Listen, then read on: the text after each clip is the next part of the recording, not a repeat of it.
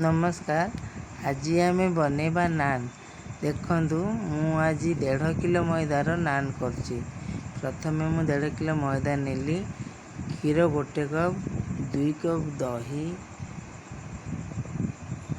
2 cup दही पकैली, refine तेल 1 cup पकैली।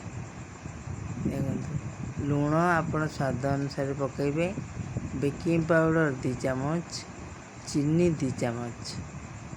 चीनी देखंतु पकैली 2 चामच, लूण स्वाद अनुसार आप पकैबे। पकैकी आपको भल से चकटी देवे। देखो भल से केमती चकटी दूसरी आपको भल से चकटी सारा आपको तेल उपर भल भाव लगेदेवे। गोटे ओदा कपड़ा ढांकी देवे। आउ गोटे कभर टाइट कभर है गोटे कभर घोड़े की भितरुआ जगार रखीदेवे।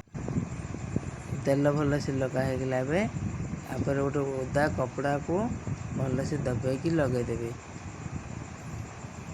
ओदा कपड़ा गोटे लगेदेली। एवं गोटे ढांकुणी लगेदेवी जोटा पूरा टाइट हो ढांकुणीटा और उषुम जगह आपको रखिदे। कम से कम आपको 6 ରୁ 8 घंटा पर्यंत रखिए।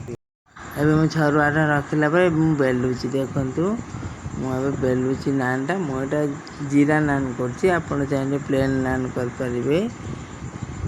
ये पानी लगेली बेलिली पानी पट आप ताबारे लगेबे।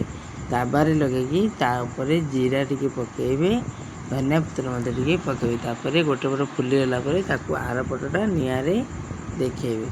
देखो मो निआरे देखली मो नान ए रेडी हो गला। देखो छिड़े देखो केते सॉफ्ट है नानटा।